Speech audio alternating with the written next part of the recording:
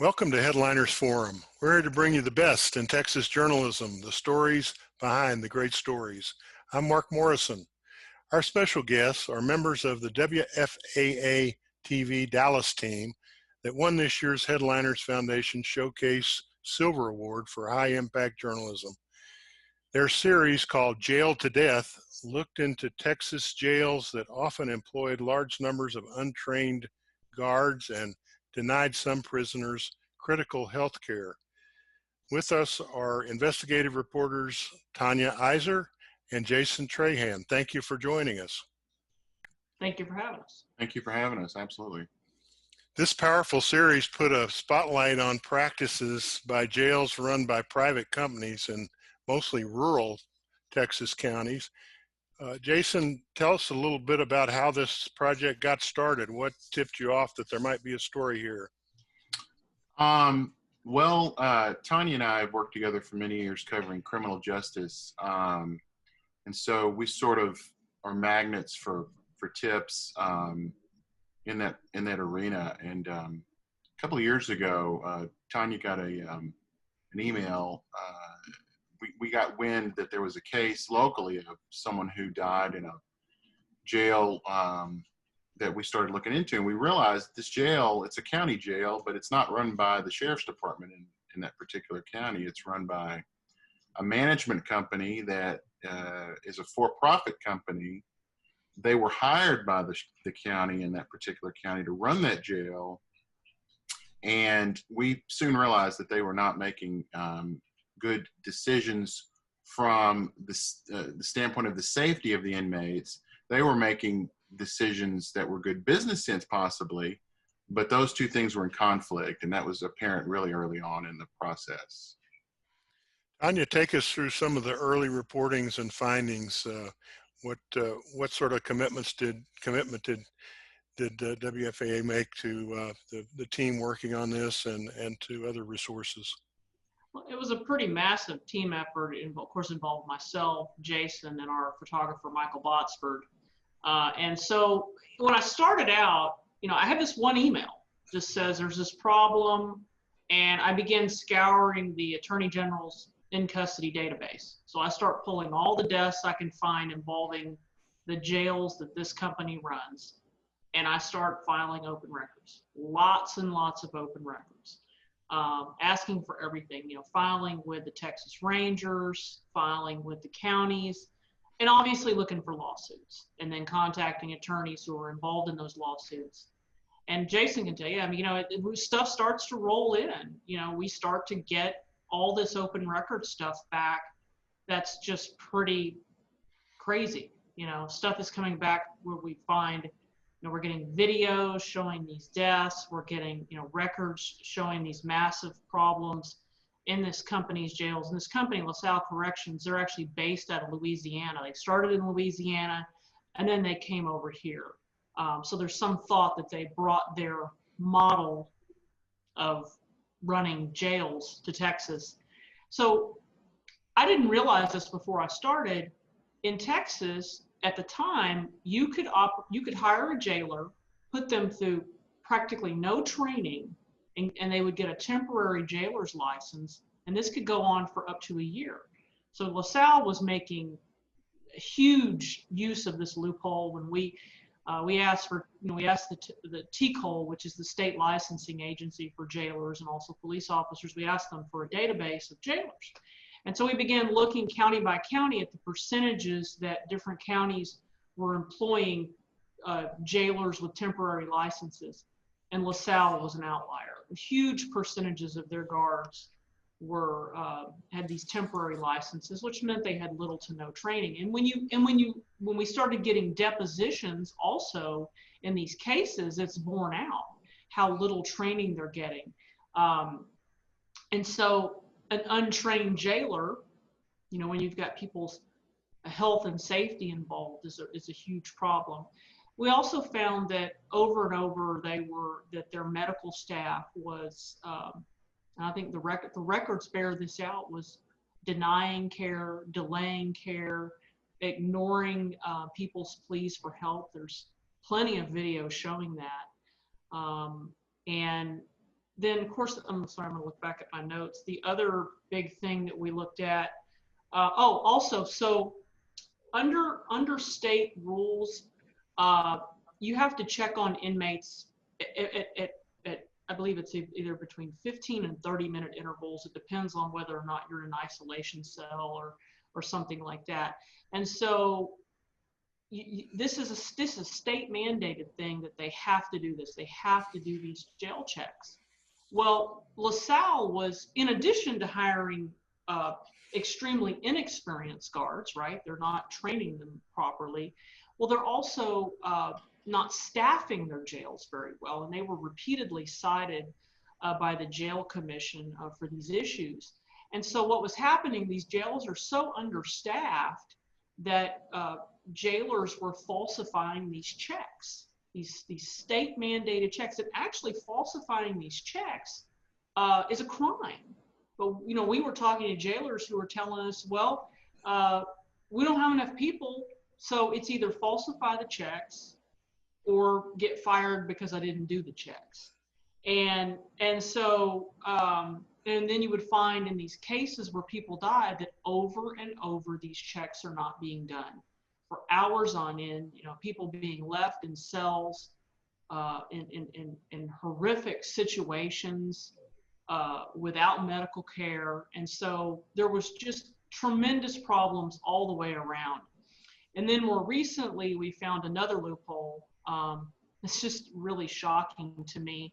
So if someone is in a jail and they get taken to the hospital, and let's say they're in a coma, let's say they're just they're in ICU, and then and hours before they die, the jail releases them from custody. In other words, they decide, okay, well, we're going to release them from custody because they're about to die. If they release them from custody, that is not considered an in-custody death, and thus no criminal investigation has to be done. And that's just, frankly, shocking to me, but that is the case under current state law. All right. And Jason, so you obviously came across a lot of evidence that things weren't being run very well. What obstacles did you encounter trying to report some of these questionable practices, and how did you overcome them? Well, the main obstacle that we had was, you know, following just traditional journalism practices. We wanted to get the other sides, you know, we wanted to get LaSalle Corrections' side of the story. And so we started calling them and emailing them, and I got to know every secretary, I think, in their Austin headquarters and in Louisiana. You know, for months and months and months, they basically just didn't get back to us at all. We would run story after story, month after month. Finally, I believe one of their executives who sort of felt sorry for us, I guess, and he reached out, and of course they never consented to an on-camera interview, which is, we're television, we need people to go on camera. But anytime they would send us a written response, we would put that in the story on the internet.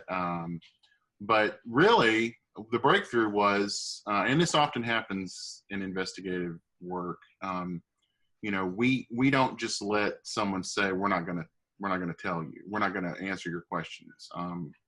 We then start looking for opportunities to do unscheduled interviews with people. For instance, you know, a lot of times people attend hearings in Austin at the Capitol, and Tanya went to one of those hearings. We were going to those hearings anyway, but LaSalle management, primarily based on our stories, they were asked to come down to answer for some of the stuff that we were finding. You know, lawmakers wanted to know what was going on as well.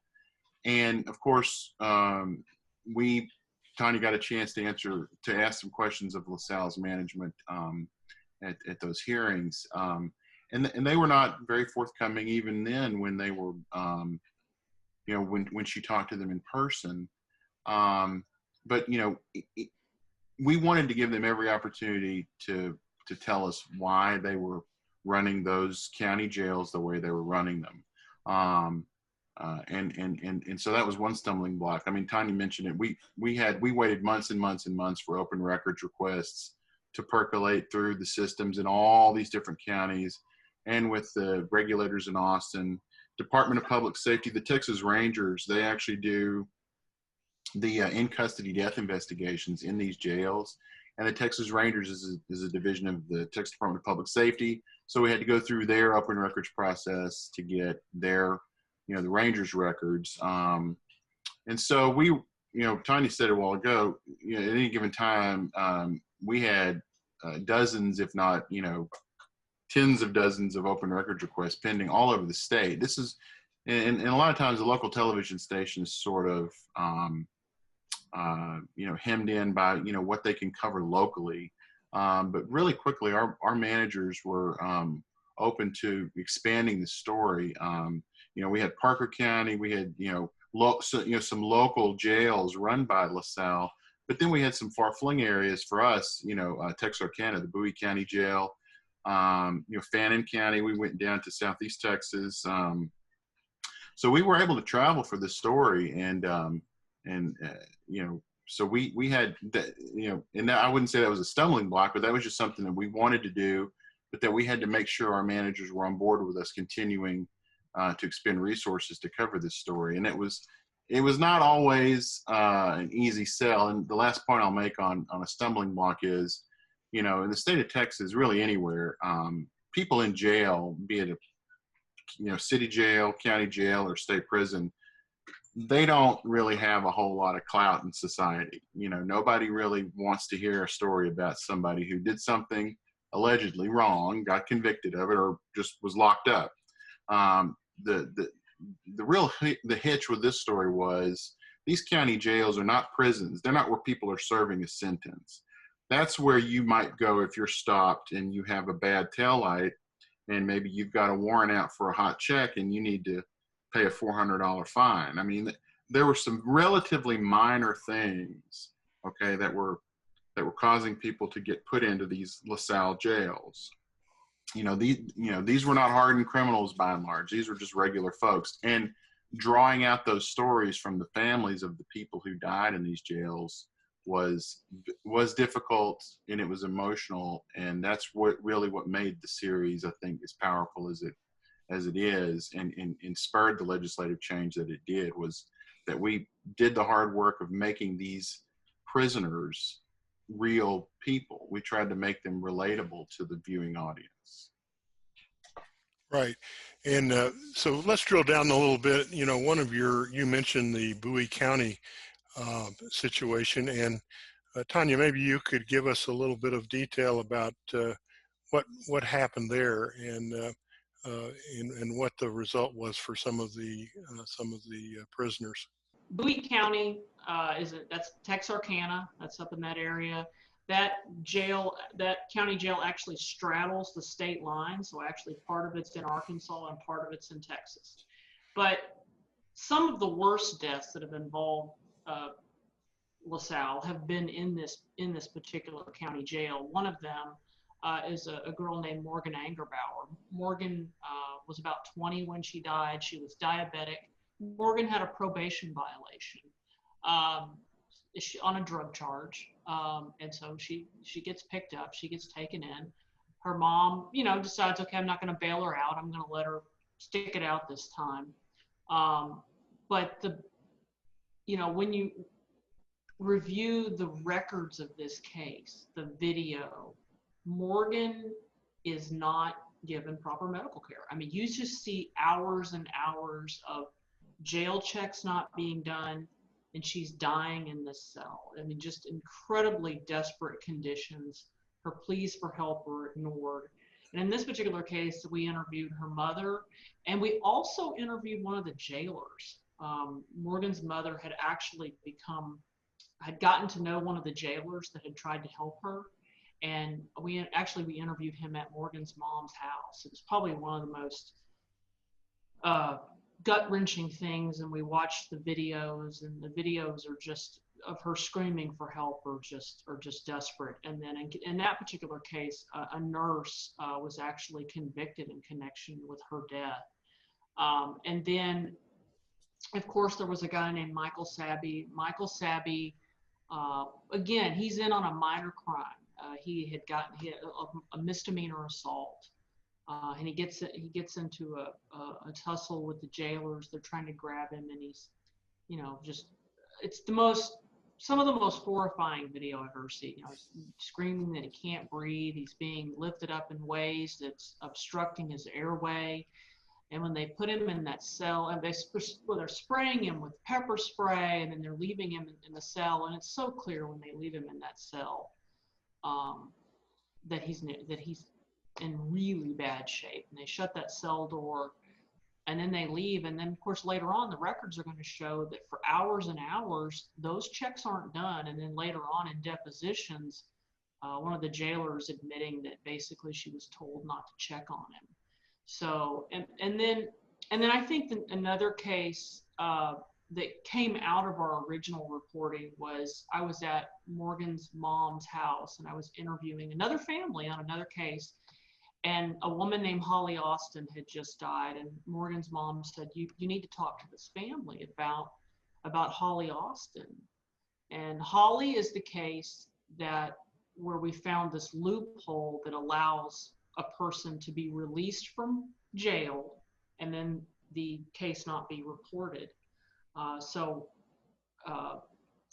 Holly's family, thank God, they got in touch with attorneys immediately, and they sent a letter that made sure the records were kept, because if they had not done that, the video that we got a few weeks ago that shows how Holly died would have probably been erased, because there was no investigation in Holly's case. Holly, in the video then the story I got 2 weeks ago, this is after the original entry, shows the last 48 hours of her life, and the desperate condition she's in. And it's, she's going hours and hours without water. She's, limping around this cell, falling. But again, just hours before she dies, she's released from custody, and there is no criminal investigation done. It's just, frankly, it boggles my mind that this can be allowed to occur. And in this particular case, I actually, last summer when I started looking into Holly's death, I actually reported that case to the jail commission. This is before the video came out. I reported it to the jail commission, and when the jail commission investigated, they found a lot of problems. They found that they had not given Holly her medication properly. They just found a lot of issues with the way it was handled. And this was even before anybody saw the video. So it remains to be seen whether or not a criminal investigation will be open now, but it's a pretty appalling case. Yeah, Jason, this was not limited to one county. This was several facilities. One of the ones that you guys looked at was in Parker County, and what did you find there? Yeah, absolutely. Parker County was one of our local counties. It's just west of Dallas. Pretty short drive for Texas. It's a short drive. But Parker County was the location of one of the more egregious examples that we found as far as video and as far as, kind of the human tragic element. Andy DeBusk was a fellow who was picked up right around Christmas. I believe it was 2016. Is that right? Yeah. Sounds about right. Yeah.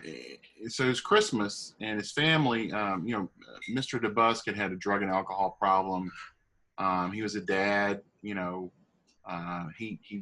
was kind of a family man. He liked to dress up as the Easter bunny for Easter. We talked to his family after the fact. We talked to his teenage son who had lost his father. That was one of the more heart-wrenching interviews we did. But Mr. DeBusk was, he ended up on a relatively minor charge, or ended up in the jail there in Parker County. And he got into a tussle with some of the guards. And again, these guards, some of them were not very well trained. We found out later. And the video that they shot that we finally got showed them basically, him laying prone, face down, and then, leaning on top of his back, pressing knees and bodies into his back. And and he suffocated. I mean, and it's really, it's awful to watch. I mean, Morgan Angerbauer's, Tanya referenced Morgan Angerbauer's video up in Bowie County. Andy's is just as hard to watch. He's vomiting in the video. He's screaming at them, pleading that he can't breathe. And it's the words of a dying man. And there's people with their knees in his back. He's at one point he's hogtied and carried down the hallway, and it's very difficult to watch. And he basically is just left there. He does not get very quick medical treatment. Well, not quick enough to save his life. And he's dead. And we interviewed his family, and they are just livid. They're still angry. And we talked to them partly out at the gravesite. They go out and wipe down this man's headstone every so often. It's all they got left of him. His little boy is heartbroken. Barely even talk about him without breaking up, which is understandable. But Andy DeBusk was not a hardened criminal at all. I mean, he was somebody who made mistakes, just like me, you, everybody. We made these mistakes in our lives, and people they struggle with alcohol and addiction issues, and that's what he struggled with. And his family just wanted LaSalle to tell them how this happened.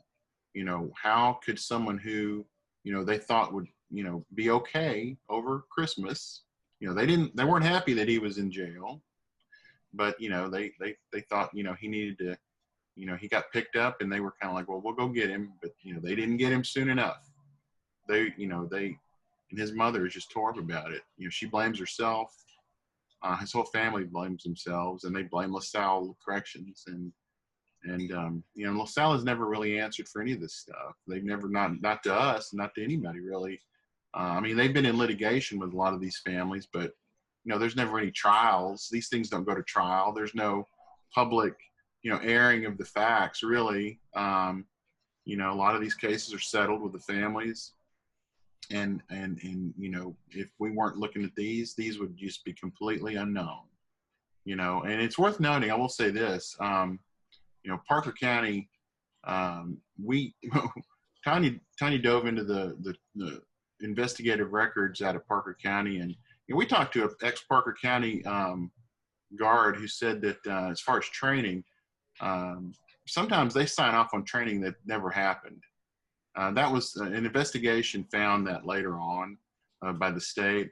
They were faking training records in some circumstances there in Parker County. And so you look at Andy DeBusk and the video showing him dying, and then you hear about the training, shortcuts that were taken, and it sort of starts to make sense, right? If these jailers, some of whom are barely teenagers, a little older, maybe their first job in law enforcement or ever, they're thrown into this job, and people's lives are in their hands, and they don't really know how to handle it, and so that's tragic, and it's a cheap way to run a business, some would say, but it can end poorly. Well, this is just a great example of investigative journalism and how hard work exposes some really disturbing things going on. Tanya, tell us a little bit about the reaction of legislators and regulators who actually were moved enough by your series to take action. Well, Jason mentioned how difficult it is to get people to care about prisoners, and that is absolutely true. One of our colleagues, Mark Smith, knows a local lawmaker, Bill Zedler, very well, and so I started talking to Zedler's office about our findings, and we started looking at, well, what could be done in the law? Like, how could some of this be fixed? And of course, the first obvious thing was this training issue, right? That you could work for up to a year without training. So Zedler's office filed a bill, and when that bill came up for a hearing, of course, the families of the people that I had interviewed, they were more than happy to go to Austin and testify. And Chairman Coleman, Garnett Coleman, is over the County Affairs Committee. And Garnett Coleman, he was so moved by the testimony of what he was hearing that he demanded that LaSalle come to the next hearing. Again, like Jason said, that's the first time I got an opportunity to really confront LaSalle Corrections management. And out of that, Garnett Coleman added to, he had proposed an addition to the Sandra Bland Act. And so in that legislation, he tucked in some changes. And one of them required that within 90 days that jailers had to be put into training. Now, I don't personally think that's perfect, because one of the things you're going to find in this is there's pushback from interested parties that don't want change. There were a lot of sheriffs in these rural counties from across the state that did not want any rules that would say that they had to put a jailer through training before that year was up. Their argument was, well, this is too hard, we have high turnover. And so the compromise was this 90-day requirement, that at 90 days they have to be put in training. Again, sometimes you can't let the perfect be the good be the perfect, the good be the, you just can't everything can't be perfect. And so you have to get what you can get. But this was an important change. The other thing this did was it required that whenever a private company fails a jail inspection, that they have to go before the commission the next meeting and explain themselves. So that has forced the LaSalle to have to go before the commission repeatedly to explain themselves. Again, these are not perfect solutions, but they're the beginnings of getting accountability. And I do know there is a move in the legislature to close this loophole on the in-custody deaths, to make a Holly Austin. I mean, frankly, I hope they have the Holly Austin Act to prevent something like this from happening. Because in addition to Holly's case, there was another case that I identified that was very similar to hers, where an elderly man dies, shortly, in the hospital, shortly after he's been taken to the hospital. But because they released him, his case is not investigated. So that to me is a huge change. And I still think that the training requirements need to be tightened up even more. Right. And and again, I think there also needs to be more requirements on who can run a jail. This stuff is, and then another issue, that I've identified is that I initially, when I would file some open records with LaSalle, they were actually answering them. But then they got wise, and now they filed an appeal with the Attorney General, basically and they've gotten the Attorney General to agree that they don't have to turn over records to us. So if I file open records with LaSalle for the county, the part of the jail that they're running, they don't have to up it. Now, if the records are in the possession of the county itself, yes, or the state, yes. But if I was to ask for emails from the warden or whatever, I'm not going to get it. So that to me is a huge problem. If you're running a jail, you need to be subject to open records. Right, and there's actually probably less transparency now than when you first started. This was, your work on this is a great inspiration, I think, to college and high school students who are in training today and hoping to become journalists like you one of these days. Jason, what advice do you give students to get ready to prepare themselves to do what you do? Well, it's a lot of hard work. It's a lot of grunt work when you first start out. But I would encourage people to do daily stories, literally for as long as you can before you get into investigative work, because I can't tell you how many times, I'm sure Tanya would agree, I can't tell you how many times that we can think our way out of a problem because of our experience covering just pedestrian sort of stories, crime, schools, government. You know, when you're sent in any given week, a reporter who's on the GA beat or the cops beat is going to be sent to a crime scene, a city council meeting, planning and zoning meeting, and they're going to have to write 12 inches on a city budget that they have 30 minutes to digest. I mean, that's a perfect training ground for doing more long form work like we're doing now, but it's really something that you have to build up to. But when you get a hold of a story, even as a GA reporter, and you really believe in it, I would, the advice I'd give people is to get your managers as interested as you are as early as you can. Also, identify regulators and make friends with them as early as you can. Because in Texas, regulators are not very well funded. I mean, across the board, oil and gas, jails, Texas does not like hefty regulation, right? They like to strip it down to almost nothing.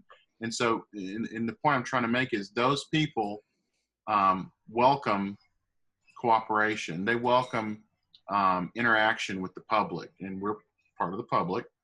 And, you know, and if you want something out of somebody like a regulator, just call them and ask them. You know, the Texas Commission on Jail Standards, you know, we got into a dialogue with them about open records really at first, but then it was like, well, you know, what about the rules for like the Holly Austin case? You know, when somebody who was incarcerated and is taken to a hospital and dies there, you know, wait, so y'all aren't investigating that because it doesn't count as an in-custody death?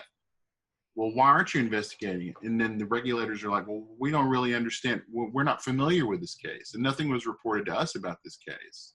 And so then it's like, well, here's what we found out. And sure enough, you know, after Tanya had those conversations with the Texas Commission on Jail Standards, they did start to look at the Holly Austin case in Bowie County, and they found that it was troubling. So just, you know, just be tenacious and ask questions and be patient, because this stuff takes a long time sometimes. Tanya, you have a quick something to add in terms of students who it's not enough to take advantage of good instruction in the classroom, either internships and student media, and a lot of opportunities to get hands-on experience. I think, you know, I'm not saying I didn't learn anything in school, because I did, but I think most of what I've learned has been on the job, right? I mean, certainly the ethics class in college was helpful. I think, you know, we all still carry that one around with us, but I think the on the ground and really relying on journalists who have been around. I mean, I was once a young journalist too, and I remember asking people that were more seasoned how to do things, who had more, and I even today I called another reporter because I'm working on a documentary, and I called to ask how do I do this thing? You know, I've been a reporter for 25 years, so I'm still learning every single day. And I would also say, let the facts lead you. Don't come up with a preconceived notion of what the story is and then try to jam facts around that, because that's going to get you in trouble. You got to let the facts guide you, you know, and sometimes the facts aren't going to bear out that you have a story. I mean, we've both had stories, and Jason and I can both attest to this, where you get pretty far down the path and you realize, wow, that didn't work out. That really wasn't what I thought it was. But you just have to, sometimes you have to cut bait. In the case of LaSalle, you know, the facts have led us to where we're at now. And I'll also add, with the jail commission, I just want to add that they're only empowered to investigate on the administrative side. They have no power to do in criminal investigation. They also cannot fine. So they have like Jason said, their powers are very limited. And I think there's probably some room to enhance the jail commission's powers going forward as well. Right. Well, and it was very instructive to hear you talk about getting the other side of the story when the people on the other side of the story are not going out of their way to share their position. And so you have to go that extra mile to try to find out, well, how do they look at it? And you guys clearly did that in this case. Jason Trahan and Tanya Eiserer of WFAA Dallas. Thanks so much for sharing with us how you provided your viewers with this important story. You can view at the Headliners Foundation site the entire WFAA series and link to all of this year's award-winning journalism. From my colleague and Headliners Forum producer, Gary Pickle, and the Headliners Foundation of Texas, I'm Mark Morrison.